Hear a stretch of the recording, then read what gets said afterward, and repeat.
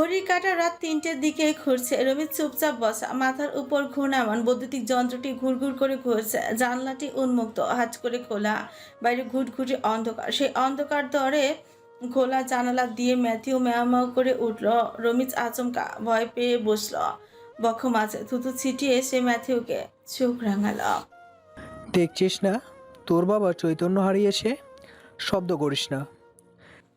Matthew কোনো কথা শুনল না। হুড়হুড় করে জানলা থেকে নেমে নওয়াফের মাথার কাছে গিয়ে গা ঘেঁষে চুপিসারে বসলো। কতক্ষণ ওনার নিথর দেহটার দিকে তাকিয়ে আচমকা ওনার হাত খামচায়, মানে ওনাকে উঠতে বলছে। বোবা প্রাণীটি তো জানতো না সন্তানের অধিক চোখে তিনি চৈতন্য হারিয়েছেন।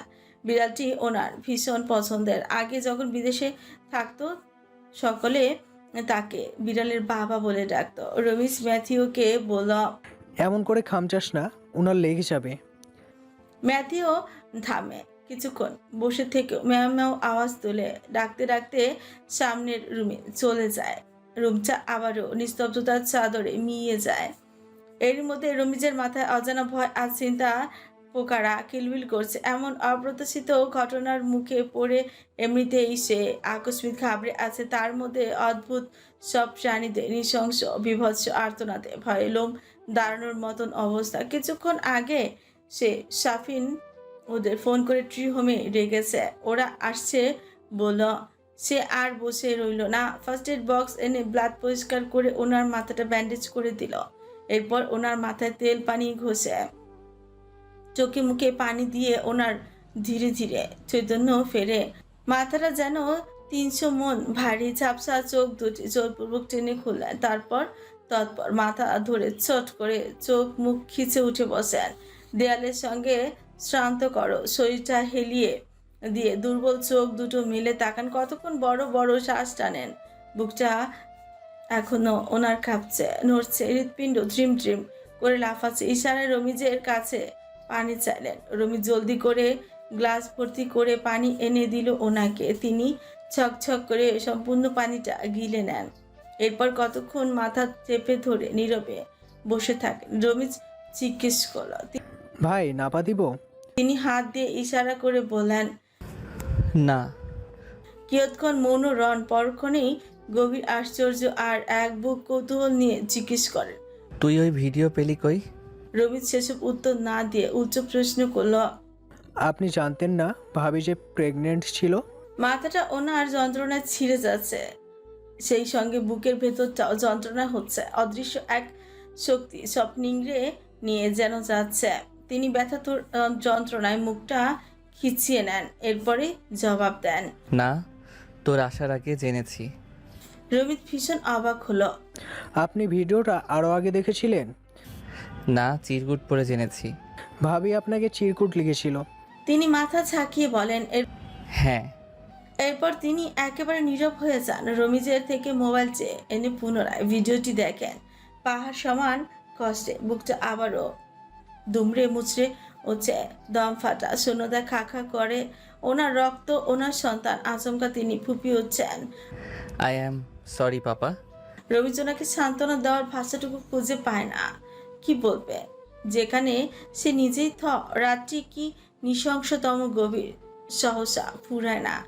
চতুর্দিকে নিশাচরীরা ওত পেতে ঘুরে বেড়ায়। ওদের বিভৎস হাক অন্তরস্থল পর্যন্ত কাঁপিয়া ছাড়ে। তিনি রমেশকে ফের জিজ্ঞেস করলেন, তুই এই ভিডিওটা কোথায় পেয়েছিস? কিছুক্ষণ আগে স্বাধীন ভাবিকে মেনশন করে পোস্ট করেছিল, ওখান থেকে সংগ্রহ করেছি। তিনি বুকটা চেপে ধরেন। চিনচিন করছে, বুকের ভেতরটা যেন পোকামাকড়রা বিড়বিড় করে হাঁচে। নিখিল এসব বিষয়ে জানতো, কিন্তু ও আমায় বলেনি। সব কয়টাই বিশ্বাসঘাতক। তিনি এলোমেলো ভঙ্গিতে উঠে দাঁড়ান। মাঝরাতে ধোয়া ধোয়া অন্ধকারের মধ্যে বাহিরে বেরিয়ে যান। রমিজ পথিমধ্যে ওনার পিছে পিছে ছুটছে। কই যাচ্ছেন ভাই? হিসেব চাইবে। সর্বনাশী কেন আমার সন্তানের কথা আমায় একবারও জানালো না? সেদিন যদি জানতে পারতাম আজ আমার রক্ত অকালে ঝরে যেত না। নিশ্চয়ই আমার উপরে ঘৃণা থাকার কারণে আমার সন্তানকে পৃথিবীর আলোটুকু দেখতে দেয়নি, অকালে প্রাণটিকে ঝরিয়ে দিল। রমিজ ধীরে ধীরে ওনার দিকে এগিয়ে যায়। কাকে দোষারোপ করছেন আপনি না অফ ভাই? একজন নির্দোষ মানুষকে না একজন মাকে? জানেন মায়েরা কত কোমল হয়? তারা কখনো সন্তানকে হত্যা করে না। কোনো মা ইচ্ছা করে বাচ্চা অ্যাবর্ষণ করায় না। আমার বিশ্বাস ভাবি করায়নি। রমিজকে ঝাঁকিয়ে জিজ্ঞেস করেন তিনি।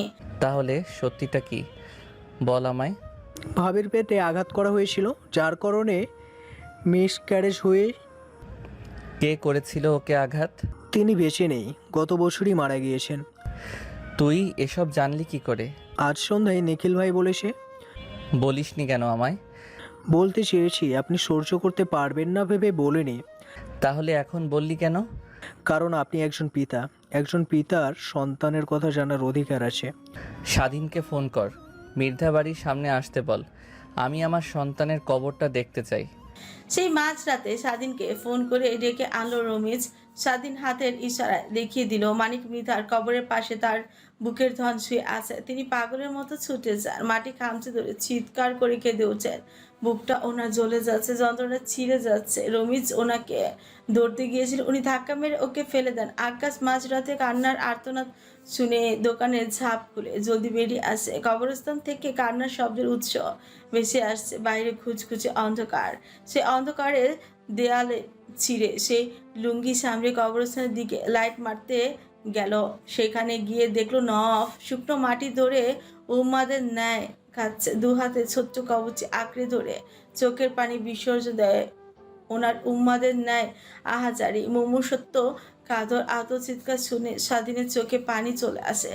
সে আর ওখানে রইল না, বেরিয়ে গেল। কতক্ষণ আহাজারি করতে করতে একসময় তিনি ক্লান্ত হয়ে পড়েন। ছেলের কবরের পাশে তিনি চুপচাপ হাত পা ছড়িয়ে চিত হয়ে শুয়ে পড়েন। আকাশ রমিজকে জিজ্ঞেস করে। নবাব ভাই কাঁদছেন কেন? রমিজ চোখের পানি আলগোছে মুছে বলল। ওনার সন্তান ওখানে শুয়ে আছে আকাশ ভাই। আকাশ ঘমার তো মুখটা কাপড় দিয়ে মুছে নিয়ে বলল। কও কি ওনার সন্তান হলো কবে? অনেক আগেই হয়েছে। ও অপরিপক্ক একটা বাচ্চা যে পৃথিবীর আলো দেখার আগেই মরে গিয়েছে। সব আকাশের মাথার উপর দিয়ে গেল। সে ঘটনার আদ্যন্ত কিছুই বুঝল না। ফজর আজানের পর ভোরের ফুটফুটে আলো ফুটেছে। নফ এখনো তার ছেলের কবরের পাশে শোয়া অবস্থায়। সমস্ত শরীরে ওনার চূর্ণ ঝুড়া মাটি লেগে আছে। চোখের জল শুকিয়ে চোখ দুটো ভয়ঙ্কর লাল দেখায়। তিনি কবরটি উপরে কয়েকটি চুমু খেলেন। সরি পাপা, পাপা ব্যাড বয়, তোমায় বাঁচাতে পারিনি। তুমি চিন্তা করো না, পরকালের সৃষ্টিকর্তার কাছে একবার হলেও তোমায় আমি দেখতে চাইবো। তিনি উঠে দাঁড়ান। শুকনো মাটির শরীর থেকে ঝরে না সেসব গায়ের কাপড়ের সঙ্গে লেপটে যায়। মাথার ব্যান্ডেজে রক্ত ভিজে উঠেছে। তিনি ঢুলতে ঢুলতে পাখির বিল্ডিং এর সামনে যান। গেট দিয়ে ভেতরে ঢোকার আগেই একটি কর্কশ বাক্য ভেসে আসে। গেট আটকে দিন, একটা কুকুরও যেন ভেতরে ঢুকতে না পারে।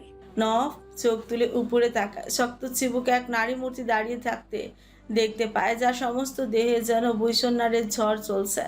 তিনি গেট আটকানোর আগে দিশেহারা পাখির মতো ডানা ঝাপটিয়ে ছটফট করতে করতে দ্রুত ভেতরে ছুটতে চান, কিন্তু হায় আফসোস, কপাল পোড়া ভাগ্য, তার ভেতরে ঢোকার আগে দরজা বন্ধ হয়ে যায়। ভেতরে ঢোকার আগে গেটের দরজা বন্ধ হয়ে যায়। লোহার গেটের সঙ্গে ধাক্কা লেগে হুমড়িকে মাটিতে গিয়ে পড়ে যান তিনি, যার ফলে বুকে আঘাত পান। খুক করে কাশতে কাশতে দেহ থেকে যেন রূপ বেরিয়ে আসে। মাথাও আঘাত লাগে, আবারও রক্ত বেরিয়ে আসে। ওনার শার্ট ভিজে উঠে, চোখে তিনি ঝাপসা ঝাপসা দেখেন। রমিজ ওনার কাছে আসলেই ওকে ধাক্কা মেরে সরিয়ে দেন। তিনি নিজেই শক্তি খরচ করে উঠে দাঁড়ান, দ্রুত দ্রুত ট্রি হোমে পৌঁছে যান। শাফিন ওরা ওনার এলোমেলো রুমটা পরিষ্কার করছিল।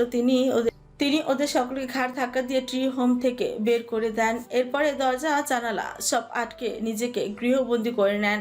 রমিজ তাৎক্ষণিক আকস্মিক ভয় পেয়ে যায়। দ্রুত সে নোভাকে কল করে বিষয়টি জানে। নোভা, নিখিল, আবুল স্যার সবাই আসে, কিন্তু দরজা তিনি আর খুললেন না। নিখিল নভের সন্তানের কথা নোভাকে জানায়। নোভার শুনে ভীষণ কষ্ট লাগলো। এত বড় একটা সত্য সকলে মিলে এতদিন গোপন রেখেছে, সেই জন্য তার মনে ক্ষুণ্ণ হলো। মোটামুটি সোশ্যাল মিডিয়া ভিডিওটা দারুণভাবে ছড়িয়ে পড়েছে। সেখান থেকে সবাই ভিডিওটা দেখেছে। নোভা গিয়েছিল পাখির সঙ্গে দেখা করতে, তাদের বংশধরের কথা তাদের কেন জানানো হয়নি সেই কৈফিয়ত চাইতে। কেন এত বড় সত্য লুকিয়েছিল, গোপন করেছে, চেঁচিয়ে চেঁচিয়ে অনেক কথা শুনিয়েছে। কিন্তু মজার ব্যাপার হলো পাখি নোভার সঙ্গে দেখাও করেনি, নোভার কোনো কথা শুনেও নি। গত 3 দিন যাবৎ নওয়াফের কোনো খবর তারা পেল না। বদ্ধ রুমের ভিতরে কি করছে কেউ জানে না। কতবার নক করেছে এই বন্ধ দরজা খুলেনি। ঠিক 3 দিনের মাথায় নভের ছোট চাচু হাসান তালুকদার আসলেন। মূলত ওনাকে নোভাই ফোন করে ডেকেছে। নভ যদি কাউকে মান্য করে তা একমাত্র ওনাকেই মান্য করে। হাসান তালুকদার এসে দরজা খুলতে পারলেন না। ভেতর থেকে দরজার সিটকিনি লাগিয়ে দেওয়া, যার কারণে দরজা খোলা সম্ভব হচ্ছে না। তবে আকস্মিক বিপদের কথা মাথায় রেখে তারা দরজা ভাঙার সিদ্ধান্ত নেয়। দরজা ভাঙতে লোক আনতে হয়েছে। ভেতরে ঢুকে দেখে নফের অবচেতন অর্ধচেতন কাঁচ ভাঙার টুকরোগুলির উপর ওনার নিথর দেহটা পড়ে আছে। সমস্ত শরীরে কাটা চিহ্ন, রাগে যেন কাঁচ দিয়েই ক্যাচ ক্যাচ করে কেটেছে। রক্ত শুকিয়ে গেছে। পুরো ঘর তছনছ করা। ভাঙা কাচের টুকরো মেঝেতে ছড়িয়ে পড়ে আছে। নোভা দৌড়ে ছুটে গেল। হাসান তালুকদার সতর্ক করেন ওকে। সাবধান নোভা, ঘরে কাচের টুকরো আছে, পা কেটে যেতে পারে। নোভা সেসব কানে তুলে নিয়ে তার কলিজের টুকরো ভাইটা নিথর হয়ে পড়ে আছে, আর সে নাকি কাছের দিকে লক্ষ্য করবে। নোভা নওয়াফের মাথাটা কোলে তুলে আনে, মাথা ছাকিয়ে ডাকে নওয়াব, এই নওয়াব ভাই আমার ওঠ।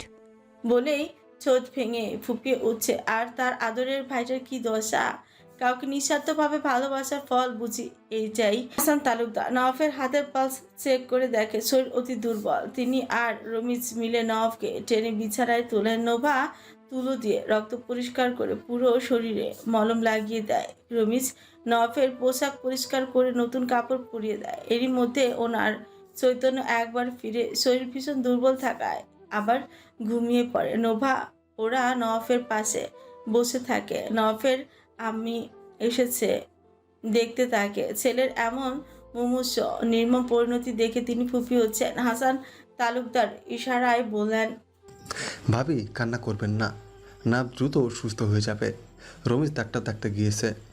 মায়ের মন কি তা মানে? ফাতিহা নূর বিছানায় বসেন, বলেন, দেখি কোন ভিডিও দেখার পর ওর এই দশা।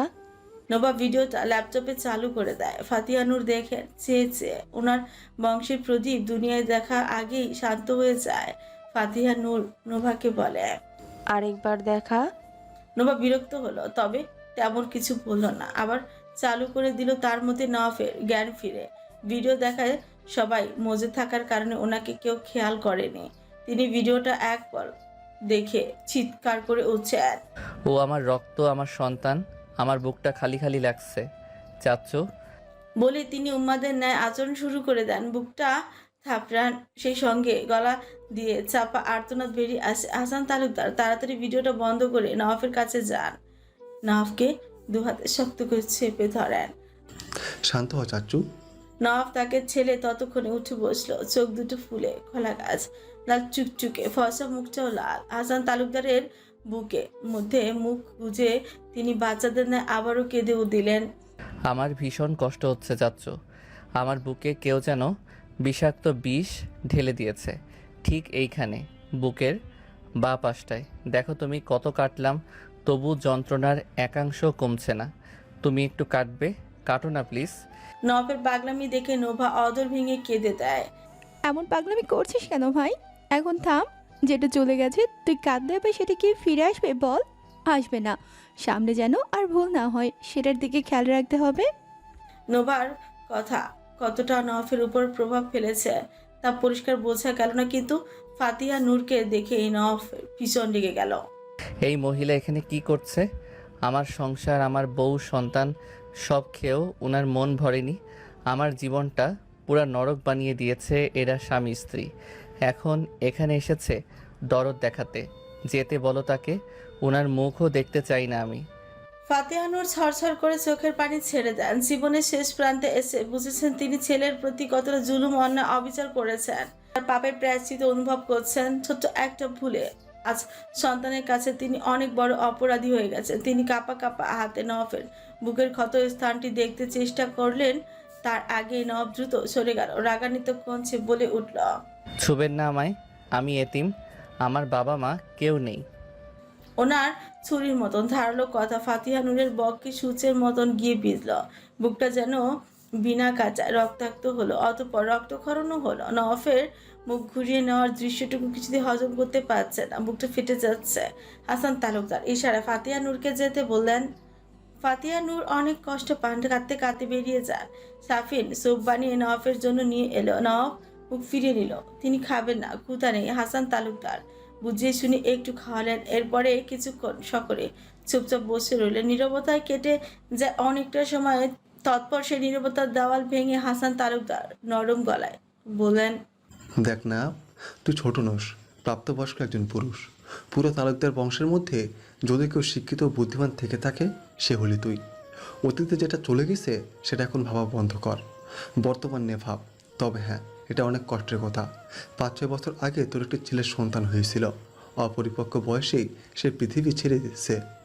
সে কথা 6 বছর পর শুনলে খারাপ লাগবে, এটা স্বাভাবিক। কিন্তু পাগলামি করলে তো সে আর ফিরে আসবে না। আসবে বল? তুই তো বুঝদার, সবাইকে বোঝাস, আজ নিজের মনকে বোঝা।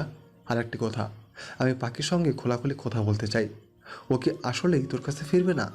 নব শান্ত চুপচাপ ফ্যানের দিকে তাকিয়ে থাকে। বিরস দেখা যায় মুখটা হাসিনি, বিষাদের ছায়া ল্যাপটা নোজ পাখা, শরীরটা ক্ষত বিক্ষত। ডাক্তার এসে দেখে গেছেন ওনাকে আপাতত চিন্তাবিহীন থাকতে বলেছে, বিশ্রাম নিতে বলেছে, একটি স্যালাইনও দিয়ে গেছে। রমিজ মেজে পরিষ্কার করছে। হাসান তালুকদার বলেন, আমি মৃধা বাড়ি যাচ্ছি। নিখিল কি যাবি আমার সঙ্গে?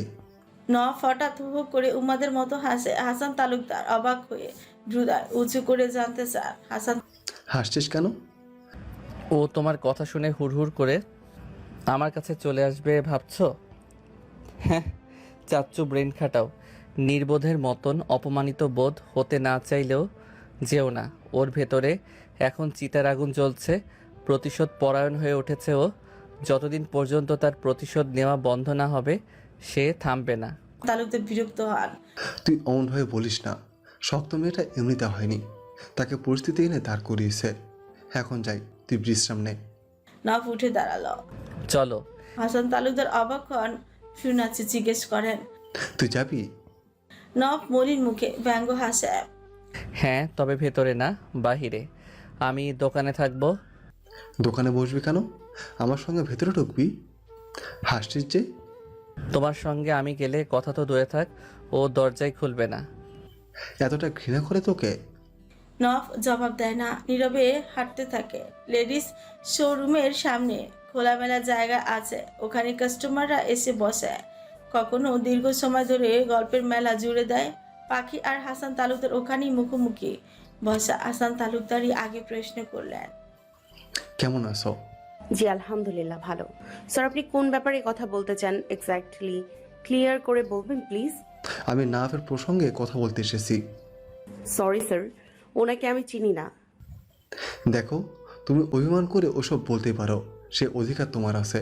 কিন্তু বাস্তবিক দিক বিবেচনা করলে দেখা যায় তুমি তালুকদার বাড়ির বউ। এটা অস্বীকার তো অন্তত করতে পারবে না। আমি কারো বউ না। নব চায়ের দোকানে বসে হাসে। পাখির সকল কথা উনি শুনতে পাচ্ছেন। হাসান তালুকদার ফোন করে নওয়াফের ফোনের সঙ্গে নিজের ফোনের কানেক্ট করে রেখেছে, যার কারণে পাখির অজান্তে তিনি দুই ব্যক্তির মধ্যে ঢুকে তৃতীয় ব্যক্তি হয়ে সবটা শুনছে। পাখির শক্ত মুখটার দিকে কিয়ৎক্ষণ তাকিয়ে দেখে হাসান তালুকদার খানিকটা হেসে দেয়। প্রতিশোধ নিচ্ছ তুমি? পাখি এক চিলতে হাসলা। হাসালেন স্যার, প্রতিশোধ নেইনি, এরপরেও বলছেন প্রতিশোধ নিচ্ছি। আর যদি প্রতিশোধ সত্যি সত্যি নিতাম তখন পুরা তালুকদার বংশ ধ্বংস হয়ে যেতেন। আপনি এখানে আসার আগে আপনার ভাইয়ের ছেলেকে ফোনে কানেক্টেড করে এনেছেন, এটা বেশ ভালো ছিল। একটা কথা কি জানেন, যেসব মানুষেরা আমাদের ছাড়াই ভালো থাকতে চায় তাদের ভালো থাকতে দেয়াই উচিত। এখন আসুন। অতিথিদের তাড়িয়ে দিচ্ছ? আমি অতিথিদের তাড়িয়ে দেই না, তবে ভুল পরিচয়ে চলে এলে আপ্যায়নও করি না। নেক্সট ডে যখন আসবেন সঠিক পরিচয়টা দেবেন, মাথায় তুলে রাখবো। বলেই পাখি বেরিয়ে গেল। গতকাল থেকে দেশের বিভিন্ন নিউজ ফিডে এক আলোচিত খবর ছড়িয়েছে, অনন্যা রহমানকে দেশের সেরা নাম্বার 1 উদ্যোক্তা হিসেবে জাতীয় পুরস্কার দিয়ে সম্মানিত করা হয়েছে।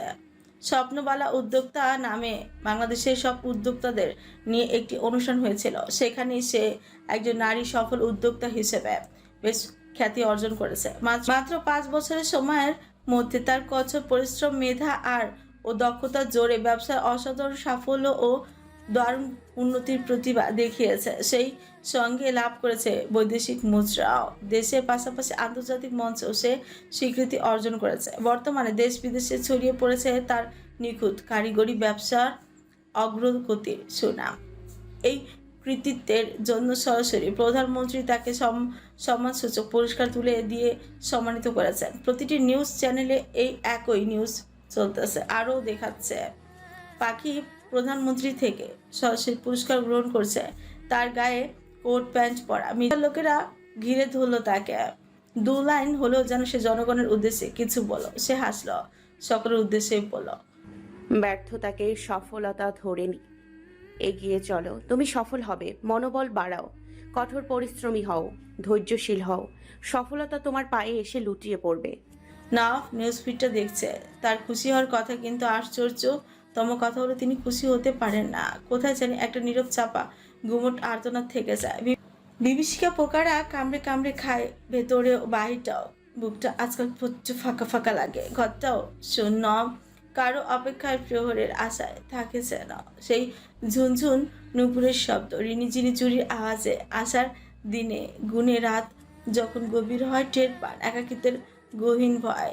তিনি ওই রাতে চাঁদের মতন একা, নিঃসঙ্গ, খুব একা, মাত্রাতিরিক্ত একা। এই একাকিত্বের গভীরতা অনেক কুয়োর মতন গভীর। একাকিত্ব নিঃসঙ্গতা কাটাতে মাঝে মধ্যে শুনেন কিছু বিরহের গান, আজও শুনছেন, কিন্তু লাভ কি?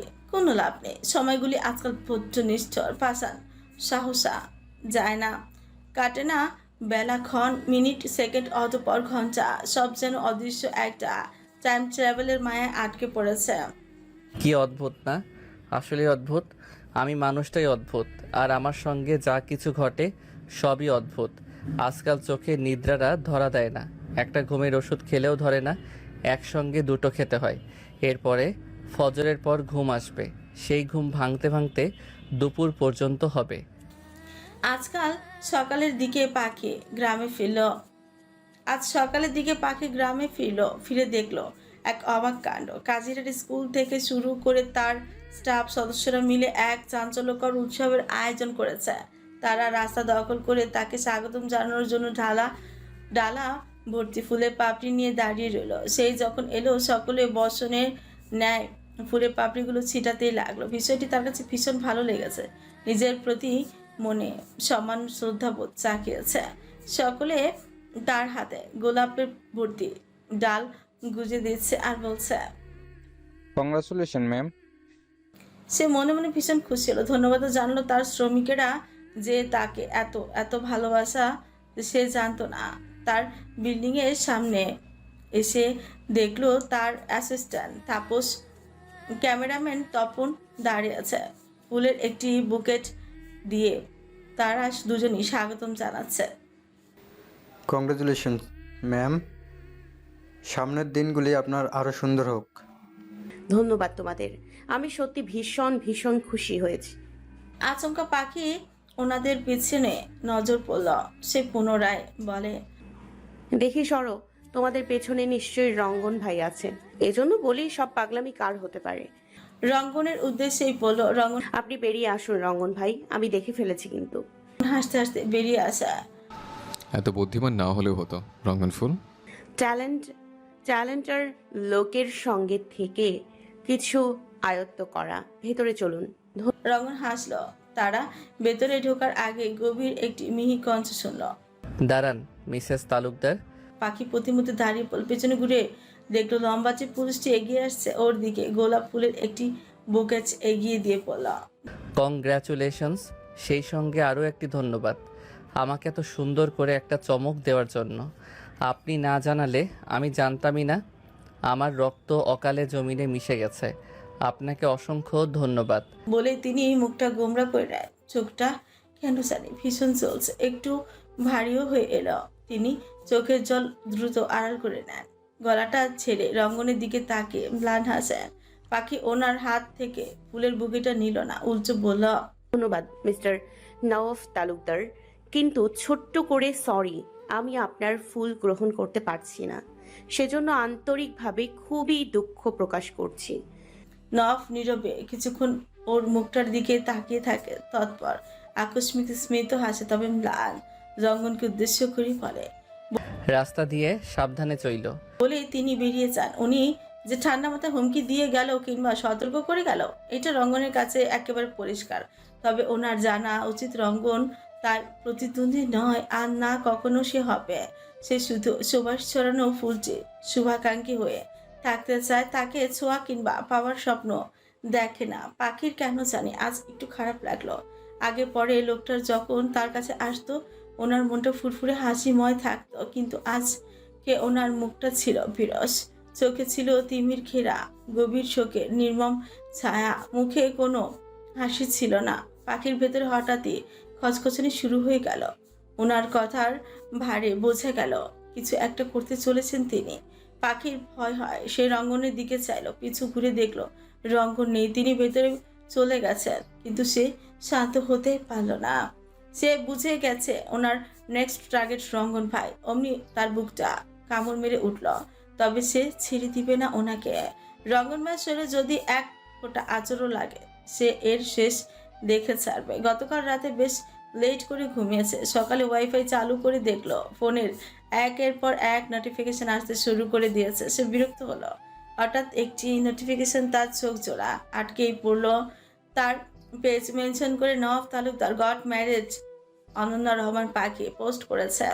সে একটু বিরক্ত হলো, পরক্ষণে রুম কাঁপিয়ে হাসলো। নীরা ভয়ে পেয়ে দ্রুত ছুটে আসে, বুকে থুতু ছিটিয়ে দিয়ে ধোয়া দূর পড়তে শুরু করে দিল। হয়তো আঁখি জোড়া নিয়ে বলল, ম্যাডাম আপনি অমন করে হাসেন কেন? পাখি হাসি থামিয়ে বলল, মনের রং লেগেছে তাই হাসছি, তুই যা। নীরা ওখানে আর দাঁড়ালো না, দ্রুত সে প্রস্থান ত্যাগ করলো। পাখি হাসি থামিয়ে কয়েকটি গাঢ় নিঃশ্বাস টানলো, এরপর বালিশে থুতনি ছেঁকে ফিরফির করে বলল, অবশেষে মুখ খুললেন আপনি মিস্টার নওয়াব তালুকদার। এই দিনটা দেখার জন্য এতদিন আমি অপেক্ষায় ছিলাম। দীর্ঘ 6 বছর পর বিয়েটা আপনি অবশেষে পাবলিকের সামনে আনলেন, স্বীকারোক্তি দিলেন। এবার মিডিয়ার লোকের ঠেলা সামলান মিস্টার তালুকদার। ততদিনে খেলার গুটিটা আমি চালি। এবার বেশ ভালোই জমবে খেলা। সকাল থেকে ক্লাবের সামনে মিডিয়ার লোকেদের লম্বা এক জটলা বেঁধেছে, তুমুর ভিড়। রমিজ, শাফিন, অয়ন এরা সকলে মিলে তাদের সামলাতে পারছে না, পুরো হিমশিম খাচ্ছে। নওয়াব ওদের ডেকে নিয়ে বলল, ভেতরে আসতে দে। রমিজরা পথ ছেড়ে দিল, ফলে তন্মধ্যেই হুড়মুড়িয়ে সব মিডিয়ার লোকেরা ক্যামেরা নিয়ে নওয়াবের সামনে উপস্থিত হলো। নওয়াব চেয়ার টেনে বসতে বসতে বলল, বলুন আপনারা কি জানতে চান? একজন নারী সাংবাদিক জিজ্ঞেস করল, স্যার, আপনি যে তারিখটি উল্লেখ করে আপনার বিবাহের স্ট্যাটাস দিয়েছিলেন সেই অনুযায়ী আজ 6 বছর হয়ে গেছে। তাহলে এই 6 বছর যাবৎ আপনি বিবাহের কথা কেন গোপন রাখলেন? কেন আপনার ভক্ত ও পাবলিকের সামনে আনলেন না? তিনি জবাবে কতক্ষণ মৌন থেকে বলেন, দেখুন, বিষয়টি গোপন রাখার নিজস্ব বিশেষ প্রয়োজন ছিল, তাই রেখেছি। দ্বিতীয় সাংবাদিক প্রশ্ন করল, এটা কি আমরা জানতে পারি? নব ঠোঁট টিপে হাসে। হাসার সঙ্গে সঙ্গে ওনার শকুনি দৃষ্টি জোড়া ছোট ছোট ও কুচকে হয়ে আসে। অদর দুটি বৃদ্ধা আঙুল দিয়ে ঘষতে ঘষতে তিনি জিজ্ঞেস করলেন, আপনি কোন চ্যানেলের সাংবাদিক? জি স্যার, মাই টিভির। আচ্ছা বেশ, দেখুন, আমি আমার বিয়েটা পাবলিকের সামনে কোনোদিনই আনতে চাইনি। এটা নিতান্ত আমার ব্যক্তিগত ছিল, কিন্তু বর্তমানে বিষয়টি নানা দিক বিবেচনা করে আনতে হয়েছে। এর কারণ আমার মিসেস অনন্যা রহমান পাখিকে নিয়ে সকলে কটু কথা শোনাচ্ছে, যেটাকে আমি তীব্র ঘৃণা জানাই। সেই সঙ্গে নিন্দনীয় ও দৃষ্টিকটু। তারা মনে করে সে আমার প্রেমিকা, যার কারণে চতুর্দিকে গুঞ্জন চলছে, রটছে। এজন্য ব্যাপারটা খোলাসা করতে হলো।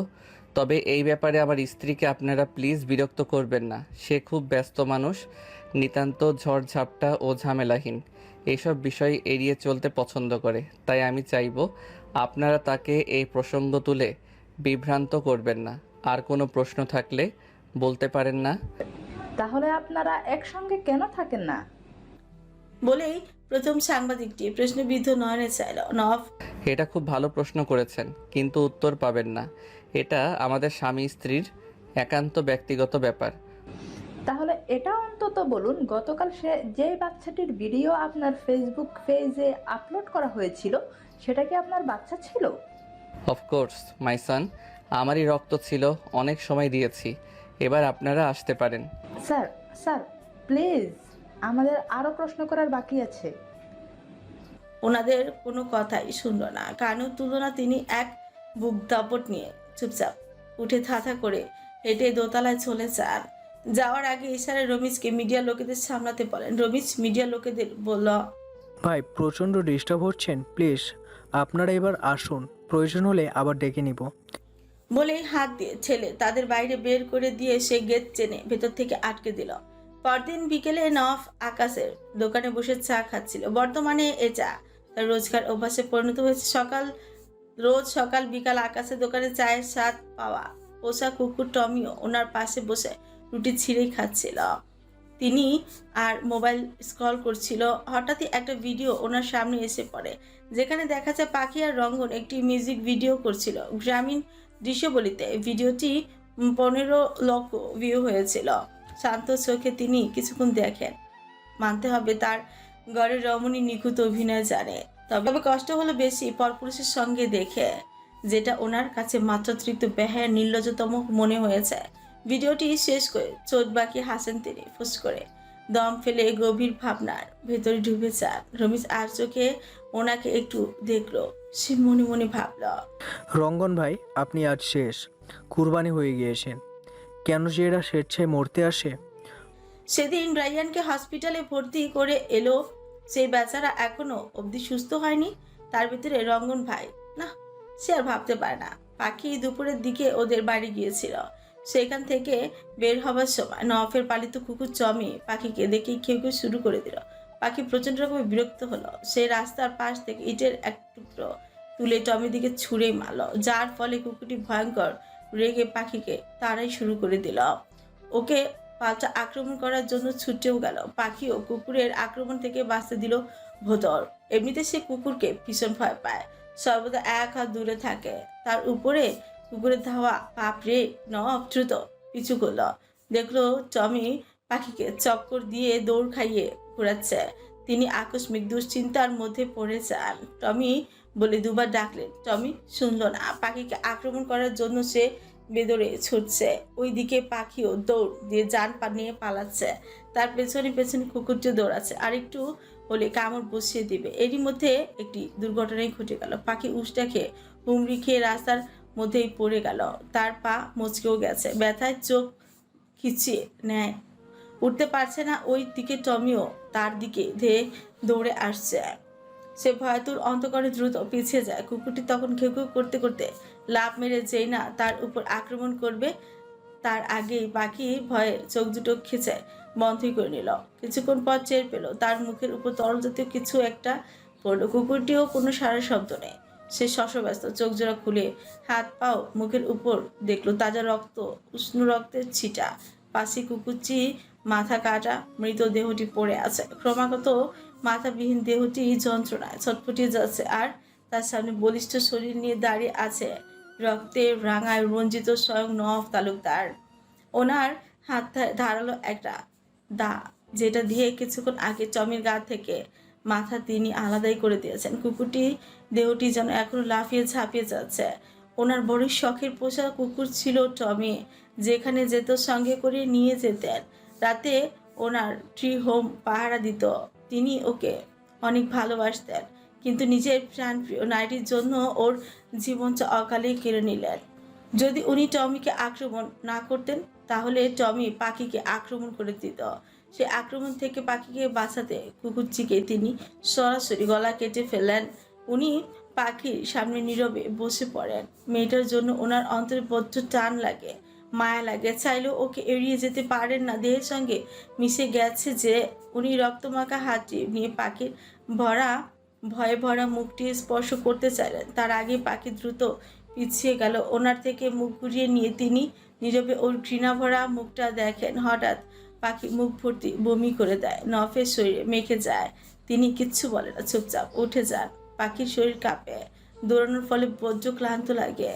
এখনো ওর শরীরে চমি রক্ত লেগে আছে। নফ আকাশের দিকে এগিয়ে একটি পানির বোতল এনে ওর দিকে এগিয়ে দেয়। পাখি নেয় না, ধরেও না।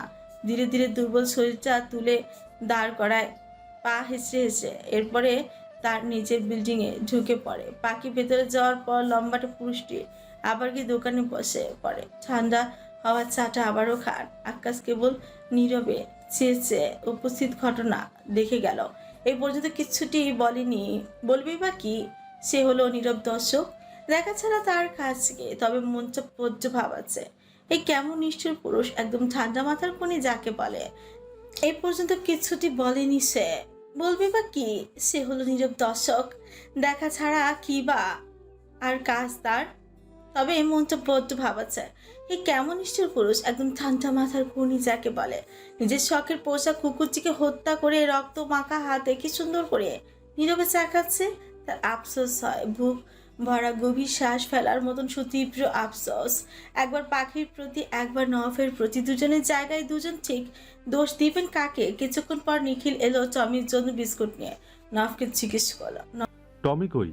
নফ বিনা বাক্যহীন হাতের ইশারায় দেখালো রাস্তা। নিখিল নির্বিকারে দেখলো টমি নিথর প্রাণহীন দেহটা রাস্তার মাঝে পড়ে আছে। কুকুরটির চোখ দুটি এখনো নফের দিকে কাতর দৃষ্টিতে তাকানো। মৃত্যুর আগে বুঝি সে কল্পনা অবধি করতে পারেনি যাকে বুক ভর্তি ভালোবাসত সে নিজের মালিকের হাতে তার প্রাণটা যাবে।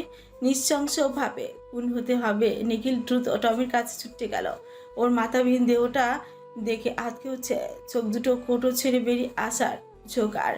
এমন লোমহর্ষকর ঘটনার সম্মুখীন হয়ে রীতিমতো নিখিলের শরীরের লোমগুলো দাঁড়িয়ে গেল। উৎকণ্ঠিত ও জড়িত স্বরে জিজ্ঞেস করল, মারলি কেন ওকে? কি ক্ষতি করেছে ও তোর? ও তো তোর খুব শখের কুকুর ছিল। তিনি গম্ভীর কণ্ঠে জবাব দেন, ও আমার শখের ছিল ঠিকই, কিন্তু শখের নারীর চেয়ে বেশি শখের না। পাখির ওপর আক্রমণ করতে চাইছিল, তাই মেরে দিয়েছি। কি সুন্দর করে সহজে মেরে দিয়েছি কথাটা বলে স্বীকারোক্তি দিয়ে দিল। আচ্ছা, একটি প্রাণী হত্যা করা কি এতটা সহজ কাজ আজকাল মানুষের কাছে? তা সহজ হয়ে গেছে, তাদের অন্তর মরে গেছে যেখানে সেখানে মনুষ্যত্ব নেই।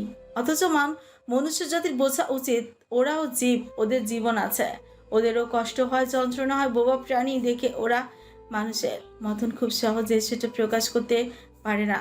পশুরা কখনো বিশ্বাসঘাতকতা করা বিশ্বাসভঙ্গ করে বিবেকবান মানুষেরা, যাদের বিবেক থাকতো অন্ধ, পঙ্গু, চোখে পচ্চি বেঁধে ঘুরে বেড়ায়। যমুনা টিভির পর্দায় সরাসরি লাইভ সম্প্রচার হচ্ছে আমাদের জিজ্ঞাসা অনুষ্ঠানটি। আজ আমাদের মাঝে উপস্থিত আছেন আমাদের নতুন অতিথি, যিনি বর্তমানে বেশ ফেমাস পার্সনই বলা যায়, একজন সফল নারী উদ্যোক্তা।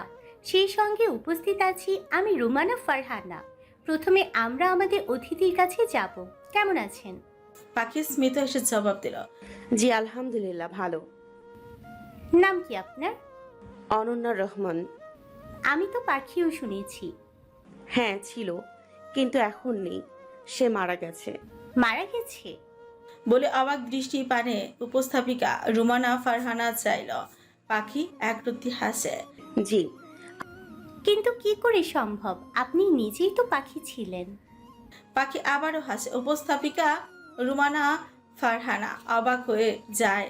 তার ভীষণ ইন্টারেস্টিং লাগলো বিষয়টি, বেশ কৌতূহল জাগলো। সেই সঙ্গে তার সামনে বসা নারীটিকে বজ্র রহস্যজনকই মনে হলো। আমার জীবনে দুটো অধ্যায় ছিল। প্রথম অধ্যায়ে যে নারীটি ছিল সে ছিল একজন আবেগময় কিশোরী। তার মনটা ছিল বড়ই কোমলাক্ত ও দয়াদ্র, একদম কাদামাটির ন্যায় কোমল। সেই মেয়েটা মানুষের কষ্ট ও যন্ত্রণা সহ্য করতে পারত না। অল্প আঘাতে ঝরে পড়তো, ভেঙে যেত, ঠোঁট ফুলিয়ে কেঁদে দিত, কেঁদে কেঁদে চোখের অশ্রু ঝরাতো। ভীষণ অভিমানী ছিল সে। তার বাবার আদরের রাজকন্যা ছিল, যার পৃথিবী জুড়ে কোনো কঠিনতা জটিলতা ছিল না, ছিল সুরলতা, সুঘ্রাণ। তার রঙিন জীবনে ভালোবাসা, আদর, স্নেহের অভাব ছিল না। জীবনটা রং তুলিতে একে সাজিয়ে রাখা ছবির ন্যায় জীবন্ত এক সুন্দর ছিল। তার সাজানো পৃথিবীটা হঠাৎ কালো মেঘে ছেয়ে গেল, যেখানে বড় বড় শকুনের ছায়া পড়ল। মানুষরূপী হায়নারা এসে ঝাঁপিয়ে পড়ল, ছিঁড়ে খুঁড়ে খেলো তার ভেতর ও বাহিরটা। অতপর তাকে ছিন্ন ভিন্ন করে দিয়ে খুব যত্ন করে হত্যা করলো। বর্তমানে যাকে দেখতে পাচ্ছেন সে পাখি নয় তার আত্মদুর্বল। তার ভেতরে পাখির অস্তিত্ব খুঁজে পাবেন না, কারণ সে অনন্যা রহমান। অনন্যা দুর্বল নয়, সে কোমলও নয়। তার হৃদয় মৃত পাথরের ন্যায় শক্ত। তার হৃদয় মৃত পাথরের ন্যায় শক্ত। তার হাড়ের মাংস নরম নয়, পরিশ্রমে করা শক্ত। তাকে হারানো এত সোজা নয়। তাকে যদি আঘাত করতে হয় পাল্টা আঘাত খেতে হবে। কোনো অন্যায় সে মুখ বুঝে সহ্য করবে না। সে প্রতিবাদী, আত্মবিশ্বাসী, আত্মনির্ভরশীল। তাকে দমানোর ভয় দেখানো কেবলই মাত্র বোকামি। সে শক্তের চেয়েও শক্ত। অতপর তাকে যে পোড়াতে জ্বালাতে আসবে সে নিজে ইচ্ছাই হয়ে যাবে। আপনি তো খুব দারুণ কথা বলেন আর খুব সুন্দর গুছিয়েও। আপনার গানের গলা বেশ সুন্দর। বেশ কয়েকবার আমি শুনেছি আপনার মেহেদি টিউটোরিয়াল, এরপরে হ্যান্ড পেন্টিং টিউটোরিয়ালের ভিতরে খুব সুন্দর খালি গলায় গান গাইতেন। 2-1 দিনের ভিতরে আপনার একটি মিউজিক ভিডিও ভাইরাল হয়েছে, ভীষণ সুন্দর ছিল। আমি দেখেছি ভিডিওটি। বেশ সাদামাটা আটপৌরি শাড়ি পরে গ্রামের মেয়ের চরিত্রে ভালো অভিনয় করেছেন। আপনার সঙ্গে যে অভিনয় করেছিল সেটা কে ছিল জানতে পারি? আমার বন্ধু রঙ্গন ভাই। মূলত আমরা একটি গ্রামের ফ্রেন্ড গ্রুপ নিয়ে ঘুরতে গিয়ে মজার ছলে ভিডিওটা করেছিলাম। এমন আরো অনেক ভিডিও করা হয়েছে। কখনো গানের প্রডিউসার থেকে অফার আসেনি? এসেছিল, কিছুদিন আগেও এসেছে, না করে দিয়েছি। তাই একসেপ্ট করেননি কেন? আপনি চাইলে তো একজন ভালো সিঙ্গার হতে পারতেন। আমার এসব পছন্দ নয়। হ্যাঁ, এক কলি গান শুনতে পারি? হ্যাঁ নিশ্চয়ই। ওকে শোনান। মইরা গেলে কানবা ঠিকই, পাইচা থাকতে বুঝলা না, হাতের ধন ঠেলা পায়ে, আপন মানুষ খুঁজলা না। চমৎকার! আপনার গানের গলা জাস্ট অসাধারণ। সত্যি বলছি, আপনার গানের প্রেমে পড়ে গেছি। পাখি হো করে হেসে দিল। ধন্যবাদ। উপস্থাপিকা রুমানা ফারহিন ফের প্রশ্ন করেন, আপনার বিজনেস কেমন চলছে? আলহামদুলিল্লাহ ভালো। আপনাকে ব্যক্তিগত প্রশ্ন করতে পারি? জি অবশ্যই। গতকাল নাওফ তালুকদার আপনাকে মেনশন করে পেজে যে মূলত পোস্টটি করেছে, সেই পোস্টটি কয়েক মিনিটের মধ্যে সামাজিক যোগাযোগ মাধ্যমে বেশ ঝড় তুলেছে। সেটা কি আসলেই সত্য? পাখি মাথা নাড়ে। জি সত্য। কত সালে বিয়েটা করেছেন? 2019 সালে। পাবলিক করেননি কেন? উত্তরটি ওনার কাছে জেনে নেবেন। ওকে, বাট আলাদা থাকছেন কেন? সে উত্তরটাও আমি দিব না, এটাও ওনাকে জিজ্ঞেস করে জেনে নেবেন। ওকে, এবার বলুন তো আপনার প্রথম ক্রাশ কে ছিল? আমার একজন ক্লাস টিচার। মানে তখন তো অনেক ছোট্ট ছিলাম, ক্রাশটা অতটা বুঝতাম না, ওই ভালো লাগতো আর কি। কিন্তু পরে জেনেছি লোকটা আসলে একজন বিবাহিত পুরুষ ছিল। উপস্থাপিকা রুমানা ফারহানা হো করে হেসে দিলেন। এটা কিন্তু খুব মজার জোকস ছিল। তখন আপনি কতটুকু ছিলেন? ক্লাস 6-7-এ পড়তাম। 3 জন ভালো মানুষের নাম বলুন। আমার বাবা, আমার নানা আর আমার বেস্ট ফ্রেন্ড রঙ্গন ভাই। নিঃসন্দেহে তিনি একজন ভালো মানুষ। ওকে, এবার আর একটু গভীরে যেতে চাই। বিয়েটা লাভ ম্যারেজ না অ্যারেঞ্জ ম্যারেজ? এটাকে কেমন ম্যারেজ বলে আসলে আমি ঠিক আন্দাজ করতে পারছি না। উনি হঠাৎ একদিন প্রপোজ করে বসলেন, জোর জুলুম করে আমাকে রাজি করালেন। তার 2 দিন পর ঘোরার কথা বলে বিয়ে করে নিলেন, অথচ বিয়েতে আমি রাজি ছিলাম না। আর একটু সুন্দর করে বুঝিয়ে বলুন। মানে উনি আপনাকে আগে থেকেই পছন্দ করতেন? উনি ঠিক কবে থেকে আমি পছন্দ করতো আমি ঠিক জানি না, তবে হঠাৎ একদিন ভুলক্রমে আমি শুনে ফেলি উনি আমায় পছন্দ করেন। আগে যেটা গোপনে করতেন এখন সেটা সরাসরি সামনে করছেন। রীতিমতো আমাকে চিঠি দিয়ে থ্রেট দিলেন, রাজি না হলে সোজা ঘর থেকে তুলে নিয়ে যাবেন। তখন বাবা মাকেও মানবেন না। যখন আমি চিঠির কোনো উত্তর দিলাম না, সোজা রাতে জানালার কাছে চলে এলেন। আমাকে হুমকি দিয়ে পুকুর পাড়ে নিয়ে উত্তর জানতে চাইলেন। ওই সময়ে যদিও বয়সটা আমার কম ছিল, ম্যাচিওর একেবারেই ছিলাম না, সব কিছুর জন্য প্রস্তুত নয়। তবুও বুঝতাম গরিব হয়ে বড়লোকদের সঙ্গে সম্পর্ক করতে নেই। এতটুকু অন্তত মাথায় ছিল, বংশগতভাবে ওনারা ধনাঢ্য। তার ভেতরে মন্ত্রীর ছেলে তিনি। আমার মতন সামান্য একজন নারীর সাথে তার কি আদৌ যায়, সেটা বিবেচনা করে ওনাকে আমি রিজেক্ট করে দেই। এরপরে কি হলো, উনি এবার সরাসরি হুমকি দিতে থাকলেন। ওনার ভয়ে আমি একেবারে বাড়ি থেকে বের হওয়া বন্ধ করে দেই। এমনও হয়েছে ওনার ভয়ে নানার বাড়ি গিয়ে লুকিয়েছিলাম। আমার কাজিন নিখিল ভাইদের বাড়ি একবার গিয়েছি, শুনলাম তার কণ্ঠ। অমনি দরজার পেছনে লুকিয়ে পড়লাম। এত কিছুর পরেও তিনি আমায় পিছু ছাড়েননি, আমাকে বোঝাতে লাগলেন।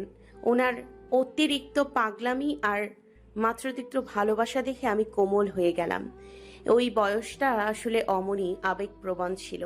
এর কারণ একজন ছেলে যদি অন্তত 2 মাস আপনার পেছনে উম্মাদের ন্যায় ঘোরে, তখন আপনার তার প্রতি একটু হলেও ভালো লাগা কাজ করবে, মায়া লাগবে, দুর্বল লাগবে। সেখানে তো তিনি প্রতিনিয়ত পাগলামি করতেন।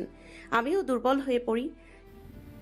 বেশ লম্বা আপনাদের লাভ স্টোরি, কিন্তু বিয়েটা তাহলে জোর করে করার প্রয়োজন ছিল কি? সেটা বলতে পারবো না কেন ওনার বিয়েটা প্রয়োজন ছিল। হঠাৎ একদিন বললেন ঘুরতে যাবেন। আমিও শাড়ি পরে রেডি হয়ে চলে গেলাম। সেখানে গিয়ে ঘোরাঘুরি শেষে জানতে পারি আমার বিয়ে। আমি তো ভীষণ অবাক হয়ে গেলাম। তার মধ্যে দেখি আমার নানা আর ওনার চাচাও সেখানে আছে। এসব আগে থেকেই প্ল্যান ছিল, তবে আমি জানতাম না। সঙ্গে সঙ্গে আমি আপত্তি জানাই, বলি বাবা মায়ের অনুমতি ছাড়া আমি বিয়ে করতে পারবো না। ওনার আমার আপত্তি পছন্দ হয়নি, আমাকে আলাদা রুমে নিয়ে বোঝাতে লাগলেন। যখন দেখলেন ওনার কোনো বুঝে কাজ হচ্ছে না, আমি বুঝতে পারছি না, তখন আমাকে একটা চড় মেরেছিলেন। এমনকি গলা চেপে ধরে একটা খারাপ কথাও বলেছিলেন। প্রেম করবি আমার সঙ্গে, শুবি গিয়ে আরেক বেটার সঙ্গে, একদম জিপ টেনে ছিঁড়ে ফেলবো। বাপরে, এতটা পজিটিভ ছিল আপনার প্রতি? আমার তা মনে হয় না, কেবল ওটাকে সাইকোগিরি বলা যায়। আপনাকে যে ভালোবাসবে সে কখনো আপনাকে কোনো কিছুর জন্য জোর করবে না। আপনার ভালো লাগার মন্দ লাগার অনুভূতি বুঝবে, কিন্তু ওনার ভেতরে তেমন কিছু ছিল না। উনি যা বলবে সেটাই সঠিক। ওনার কথা না শুনলেই ওনার মাথা গরম হয়ে যায়। এটাকে আমি অসুস্থ রোগের মানসিকতা বলতে পারি। আপনি কি সরাসরি তাকে অসুস্থ মস্তিষ্কের মানুষ বলে আখ্যায়িত করছেন? সুস্থ মস্তিষ্কের হলেও এসব বলতে হতো না। সো উনি কিন্তু ওয়েটিং রুমে বসে আপনার সব কথা শুনছেন। But I don't care. আপনার জীবনের স্টোরি শোনার জন্য হাজার হাজার দর্শক অপেক্ষা করছে। আমরাও শুনতে চাই, সেই সঙ্গে কিভাবে শূন্য থেকে আজ সফলতার চূড়ায় পৌঁছিয়েছেন।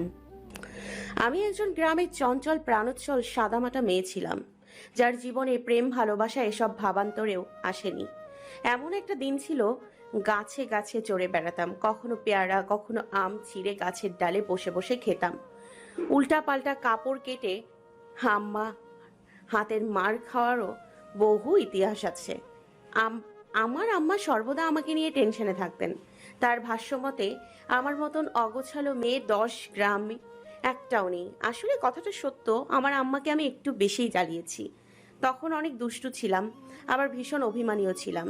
সেই সুন্দর জীবনটা ছিল ঝামেলাহীন সাদা কাগজের মতন উজ্জ্বল। জটিলতার সম্মুখীন হই ওনার সঙ্গে বিয়ে করার পর থেকে। ওনার সঙ্গে আমার একটি মধুর সম্পর্ক ছিল। আর 5টা স্বামী স্ত্রীর চেয়ে আমাদের জীবনটা আরও অন্যরকম সুন্দর ছিল। কেন সুন্দর ছিল সেটা বলছি, তার কারণও আছে। বিবাহিত হওয়া সত্ত্বেও আমরা প্রেমিক প্রেমিকাদের মতন দেখা করতাম, প্রেম করতাম। কখনো লুকিয়ে দেখা করা, কখনো ট্রি হোমে গিয়ে একসঙ্গে থাকা, আবার মাঝরাত্রে দুজনে পুকুর পাড়ে দীর্ঘ রজনী ধরে গল্প করা। কখনো মায়ের চোখে ফাঁকি দিয়ে মেলায় ঘুরতে যাওয়া, মাঝরাতে ছাউনিওয়ালা নৌকায় জ্যোৎস্না রাত্রি উপভোগ করা। সবকিছু সুন্দর ছিল। কি চমৎকার মুহূর্তগুলো ছিল, সব একটি ঝড় এসে তছনছ করে দিল। এর মধ্যে সমস্যা দেখা দেয় উনি বাইরে, মানে ইতালি যাওয়ার পর থেকে।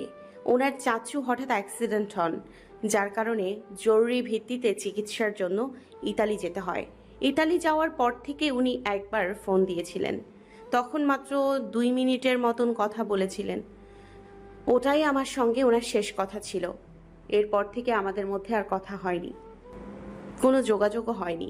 আমি বহুবার কল করলে ওনার রেসপন্স পাইনি। এরপর থেকে শুরু হয় আমার জীবনের কালো অধ্যায়।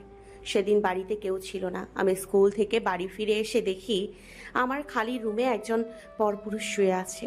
ভাবুন তো, এমন একটি দৃশ্য দেখলে সেই মেয়েটার ভেতরে কেমন ভূমিকম্প শুরু হয়। আমি তো সেদিন ভীষণ ভয় পেয়ে গিয়েছিলাম।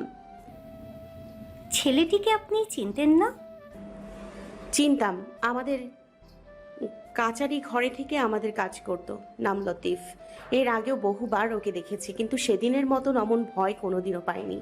ওনাকে ডাকলাম, উঠল না। আমি আর খালি রুমে রইলাম না, জলদি করে গোসলখানায় ঢুকে গেলাম। গোসলখানা থেকে বের হতে গিয়ে দেখি গ্রামের একদল মহিলারা আমাদের বাড়ির দিকে এগিয়ে আসছে। আমি তো ভীষণ ভয় পেয়ে গেলাম। জলদি করে লতিফ ভাইকে ডাকতে চলে গেলাম। বেশ কয়েকবার ডাকার পর ওঠেন তিনি। ওনাকে বের করার সময় মহিলাগুলি আমার রুমের সামনে এসে পড়ে। এরপর আর কি, যা হওয়ার হলো। তারা ভেবে নিলেন আমরা অনৈতিক কাজ করছি। আমাকে মা বাবা শুদ্ধ গালাগালি শুরু করলো। আমি প্রতিবাদ করলে আমাকে চুল ধরে প্রচণ্ড মারলো। সবচেয়ে মজার ব্যাপার কি জানেন? লতিফ ভাই স্বয়ং সাক্ষী দিয়েছিলেন সেদিন আমি দেহ ব্যবসা করি। ওনাকে আমি স্বেচ্ছায় ডেকেছি আমার সঙ্গে অনৈতিক কাজ করতে। কতটা অসহায় ছিলাম তখন আমি। কেউ সেদিন সাহায্যের মতন ছিল না, কেউ না। পুরো এলাকার লোক আমাকে পতিতা বলে গালি দিয়েছিল। আমি নির্দোষ হয়েও দোষীর কাজ গড়ায় নির্বাকের মতো দাঁড়িয়েছিলাম। ছিল না সেদিন আমার পক্ষ হয়ে কেউ 2 লাইন সাক্ষী দেয়ার। আমি ছলছল চোখে চারপাশ তখন অসহায়ের মতো তাকিয়েছিলাম। মন বলছিল কেউ একজন আসুক, আমার পক্ষ হয়ে কথা বলুক, কিন্তু আফসোস সেদিন কেউ ছুটে আসেনি। রাস্তার কুকুরটিও যেন আমার থেকে মুখ ফিরিয়ে নিয়েছিল। সবাই থুথু ছুঁড়ে মারলো আমার মুখের দিকে। যেই মেয়েটার বুকে থেকে কোনোদিন ওড়না সরেনি, সেই মেয়েটাকে ভরা মজলিসে বসে ওড়না ছাড়া উঠোনের মাঝে বেঁধে রাখা হয়েছিল। এর আগে যত খুশি মার চর থাপ্পড় তো খেয়েছি, এরপরেও লাঠিঘাত খেয়েছি। সেদিন চিৎকার করে বলেছিলাম আমি নির্দোষ, আমি কিচ্ছু করিনি। কেউ আমার কথা শোনেনি, বিশ্বাস করেনি। বিনা দোষে লাঠির আঘাত খেলাম, গণপিটুনি খেলাম, সঙ্গে আমার নির্দোষ বাপটাও ভাগিদার হলো। বলি পাখি মাথা নিচু করে নিল, চোখ বেয়ে তা নোনা জলের স্রোত গড়াচ্ছে। গলাটা সম্পূর্ণ অবরুদ্ধ। সেই সঙ্গে সঙ্গে শ্বাস ফেলতে পারল না। থেমে থেমে শ্বাস ফেলে। আজ পুরো বিশ্ব তাকে দেখছে। কেউ টেলিভিশনের সামনে বসে চোখের জল মুছছে, তো কেউ মোবাইলের সামনে রেখে চপচপ করে চোখের জল ফেলছে। রুমানা ফারহানা টিস্যু দিয়ে চোখের জল মুছে জানতে চাইলেন, আপনার হাজবেন্ড মানে নওয়াব তালুকদার, উনি এসব কিচ্ছু জানতেন না? আমি ওনাকে এই ঘটনার পর ফোন করেছিলাম। উনি ইন্টারনেটে তখন লাইনে ছিলেন না। নবকে ওয়েটিং রুমে শান্ত ও গোমরামুখী হয়ে রোবটের মতন বসে থাকতে দেখা গেল। মুখটা ওনার ভীষণ নম, ভেতরে কি চলে বোঝা গেল না। চোখ দুটি শক্ত ও ভয়ঙ্কর লাল। কাঁদছে কি লোকটা? একজন ছেলে এসে বলল।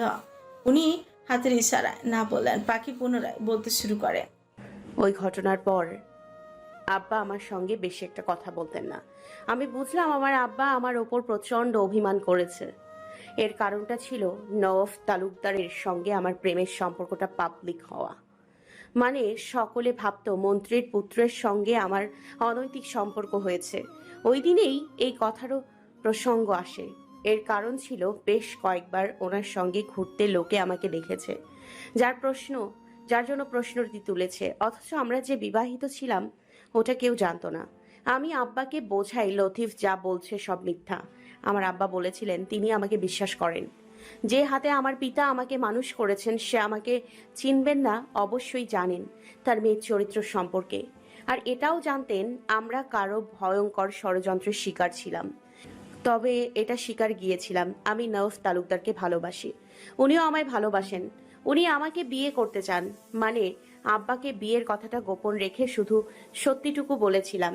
আব্বা সেদিন মেনেছিলেন আমার কথা। রাতে দুজনে খেয়ে দিয়ে শুয়ে পড়ি। মাঝরাতে হঠাৎ আব্বার গোংরানির শব্দ পেয়ে উঠে দেখি দানবের মতন শক্ত শরীরে কয়েকজন পুরুষ আমার আব্বাকে মারছে। আমার যদিও তখন ভীষণ ভয় করেছিল, কিন্তু নিজের আব্বাকে অমন অবস্থায় দেখে মাথা ঠিক ছিল না। নিজের সবটুকু সাহস দিয়ে ওদের ওপর আঘাত করতে থাকি। এরপরে ওদের নজর পড়ে আমার দিকে। আমার মাথার ডান দিকে একটি কোপ বসিয়েছিল ওরা, এখনো দাগটা আছে। কোপ দিয়েও শান্ত হননি। ওরা আমাকে রেপ করার জন্য উঠে পড়ে লাগে। মানে এক প্রকার ওরা সিরিয়াল দিচ্ছিল, কার আগে কে আমাকে ভোগ করবে। বলে পাখি আবারও থামলো, নাক টানলো, টিস্যু দিয়ে চোখের পানি মুছলো। উপস্থিত সকলে পুরোই সম্পূর্ণ বাকরুদ্ধ। ক্যামেরাম্যান এর হাত কাঁপছে, লাইটম্যান সম্পূর্ণ নির্বাক। রুমানা ফারহানাকে দেখা গেল আবারও চোখের পানি মুছতে। ওদের আবারও চমকে দিয়ে পাখি ফের বলতে শুরু করলাম। ওদের মধ্যে একজন আমার চুল ধরে টেনে বিছানায় নিয়ে যায়, বিছানায় ছুঁড়ে মেরে আমার গলায় খামছে দেয়, জামার পেছনের অংশ টেনে ছিঁড়ে ফেলে, পেট খামছে, রক্ত বের করে দেয়। মানে রীতিমতো ধর্ষকের সঙ্গে হাতাহাতি ধস্তাধস্তি চলছে আমার। ওর উদ্দেশ্য আমি সফল হতে দিচ্ছি না, আর ওর ইচ্ছে যেভাবে হোক আমাকে রেপ করবে, আর আমি নিজের সর্বোচ্চ চেষ্টা দিয়ে নিজেকে রক্ষা করতে যাচ্ছি। কিন্তু শেষের দিকে পিশাচ লোকটি আমার সালোয়ারের ফিতা টেনে ধরে টান দেয়। পাখি ফুপিয়ে উঠল, ললাট চেপে ধরে হু হু করে কেঁদে দিল। মাথাটা নিচু রয় মিনিট কয়েক, চোখের জলে গাল ভিজে যাচ্ছে। সে কথা বলতে পারছিল না, গলাটা ভাঙা ভাঙা হয়ে আসে। সকলে আরেক দফায় চমকায়। এমন নৃশংস ঘটনায় শুনে ওদের শরীরের লোম পর্যন্ত দাঁড়িয়ে যায়। আর যার সাথে ঘটেছে তার মনের অবস্থাটা তাহলে কেমন? এমন একটা পরিস্থিতি সত্যি একজন মেয়ের জন্য হৃদয় বিদারক, অত্যন্ত মর্মান্তিক। এমন লোমহর্ষকর ঘটনা তারা আগে কখনো শোনেনি। বড্ড কৌতূহল ও আগ্রহ বাড়ল তাদের পরবর্তী কথা শোনার জন্য। রুমানা ফারহান বলে, আপনি শান্ত হন মিসেস অনন্যা রহমান, দরকার পড়লে বিশ্রাম নিন, আমরা আপনাকে পরে ডেকে নিব। পাখি জবাবে বলে, আমি ঠিক আছি, বিশ্রামের প্রয়োজন নেই। কতক্ষণ নীরব থেকে আবারও বলে, সেদিন আমি সম্পূর্ণ স্তব্ধ হয়ে গিয়েছিলাম। ভেবেছিলাম হয়তো আজ আর ওদের হাত থেকে রেহাই পাবো না। গণধর্ষণে আমার জীবনটা নরক বানিয়ে দেবে। হয়তো পরদিন ভোরের আলো ঠিকই ফুটবে, কিন্তু আমায় ছুবে না। আমার স্থান হবে 3.5 হাত মাটির ঘরে। কিন্তু কে জানতো গণধর্ষণ নয়, আমার লাইফ নষ্ট করার জন্য আমার বিশ্বস্ত মানুষরাই যথেষ্ট ছিল। ওই শয়তান লোকটা যখন আমার সালোয়ারের ফিতা ধরে টানাটানি করছিল, আমি চিৎকার করে ডেকেছিলাম আমার আব্বাকে। আমার অমন করুণ মুমূর্ষ আত্মচিৎকার শুনে আমার পিতা ভেতরে আগুন জ্বলে উঠেছিল। এক অদৃশ্য শক্তি ভেতরে আগুন জ্বলে উঠেছিল, এক অদৃশ্য শক্তি তাকে সাহস জুগিয়েছিল। সেদিন আব্বা এত শক্তি কোথা থেকে পেল তা আমি জানি না। জালিমদের থেকে আমাকে বাঁচিয়ে একটি রুমের ভেতরে আটকে দেয়। আমি বদ্ধ রুমে ভেতরে আটকে রয়েছি ঠিকই, কিন্তু ওরা আমার আব্বাকে নৃশংসভাবে আঘাত করে যাচ্ছিল, কুপিয়ে জখম করেছে। এমনও হয়েছে ওদের ভয়ে আমি ড্রয়ারের ভেতরে গিয়ে লুকিয়েছি। ওদিকে ওরা বাইরে বসে আমার আব্বাকে 3 জন মিলে মারছে। এমনকি ওরা আমি যেই রুমে ছিলাম ওই রুমের দরজা কুড়াল দিয়ে কেটে ভাঙতে চেয়েছিল। সেবার নিখিল ভাই না থাকলে আমার অস্তিত্ব আজ ধরনীর বুক থেকে মুছে যেত।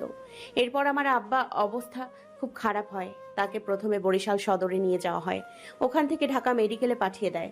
সেখানে ডাক্তাররা বলে উন্নত মানের চিকিৎসা দিতে হবে, এজন্য বাইরে নেওয়ার কথা বলে। হাতে টাকা নেই। ওই দিকে আব্বার অবস্থা ভালো না, টাকার ব্যবস্থা মোটামুটি হয়ে যায়, তবে কিছু সংখ্যক টান পড়ে। আরেকটা কথা বলে নিই, আমি ভালো গান গাইতে পারি বিধায় বেশ কয়েকবার আমার কাছে গানের অফার এসেছিল। আমার আম্মাকে টাকার চিন্তায় রাতে দেখতাম ঘুমোতে পারতো না, সারা রাত ছটফট করতেন, কান্না করতেন।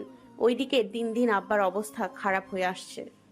জরুরি ভিত্তিতে তাকে চিকিৎসা দেওয়ার প্রয়োজন। ঘরে কারোর মুখে খাবার ওঠে না, সকলে কম বেশি বিধ্বস্ত, ক্লান্ত। আমার ভীষণ কষ্ট হলো। মনে মনে ভাবলাম যেভাবেই হোক টাকা জোগাড় করতে হবে। আমার কাছে একজনের কার্ড ছিল, তিনি একজন নামকরা সঙ্গীত শিল্পী। নামটা বলতে চাচ্ছি না, তবে চিনবেন তাকে। এক অনুষ্ঠানে ওনার সঙ্গে কাজ করার অফার এসেছিল, আমি না করে দিয়েছিলাম। তখন পরিস্থিতি এমনই ছিল যে শেষমেশ ওনার কাছেই টাকার জন্য আমায় যেতে হয়েছে, হাত পাততে হয়েছে। ওনার সঙ্গে আমি যোগাযোগ করি, বলি আমার সমস্যার কথা, জরুরি ভিত্তিতে কিছু টাকা লাগবে, আর সেই সঙ্গে ওনার সাথে আমি কাজ করতে ইচ্ছুক। ব্যাপারটা হলো উনি আমায় টাকা দেবেন, আর বিনিময়ে ওনার সঙ্গে গান করতে হবে। 2 বছরের চুক্তিপত্রে সই করলাম, টাকা আনলাম, কিন্তু আমার পিতাকে বাঁচাতে পারলাম না। তারপর দিন ভোরে মারা গেলেন। আমার আম্মার পাগল হওয়ার দশা। আমাদের মুখে অন্ন জোগানোর একমাত্র কর্তা আমার আব্বাই ছিল। আমার আম্মা ভীষণ কষ্ট পেলেন, মাটিতে গড়িয়ে গড়িয়ে সেদিন কান্না করছিলেন, আত্মচিৎকার করছিলেন। আমার আব্বা নিঃসন্দেহে একজন ভালো মানুষ ছিলেন, ওনার মতন মাটির মানুষ হয় না। আমার আম্মাকে অল্প বয়সে বিধবা হতে দেখে সেই শোকে সেদিনেই আমার নানাজান হার্ট অ্যাটাক করে মারা যান। একসঙ্গে দুজন লোক হারিয়ে আমাদের পরিবারে নেমে আসে শোকের ছায়া। যেন গোছালো পরিবারটির উপর কারো কুনজর পড়েছে। এর মধ্যে কতদিন পার হয়ে যায়, ওনার সঙ্গে আমার কথা হয় না, দেখাও হয় না। বেশ কিছুদিন পর হঠাৎ জানতে পারি উনি গ্রামে ফিরেছেন। 1 সপ্তাহ হতে চলল। সেই সঙ্গে পুরো এলাকা জুড়ে ধুমধাম করে সাজিয়ে বিয়ে করার আয়োজনও চলছে। আর আজ তার গায়ে হলুদ। আমার কেমন যেন সবকিছু দুঃস্বপ্ন ঠেকলো। উনি গ্রামে আসবেন আর আমার সঙ্গে দেখা করবেন না, তা হবে না। দুনিয়া উল্টে গেলেও আমি এসব কথা বিশ্বাস করব না। কিন্তু আমি আশ্চর্য হয়েছি ঠিক তখন যখন ওনার বিয়ের কার্ড হাতে পেয়েছি। নিজ চোখে দেখলাম আমার স্বামীর নামের পাশে অন্য এক নারীর নাম জলজল করে জ্বলছিল, অথচ ওখানে আমার নাম থাকার কথা ছিল। সেদিন আমার মন ভাঙার নীরব আর্তনাদ কেউ শোনেনি। আমার নীরবে পাহাড় দহনের আহাজারি। আমার বিশ্বাস ছিল আমার অলংকার। সেদিন তিনি ভেঙে চুরমার করে ধ্বংসাত্মকে পরিণত করেছিলেন। আমার জীবন থেকে একটি শিক্ষা কি জানেন?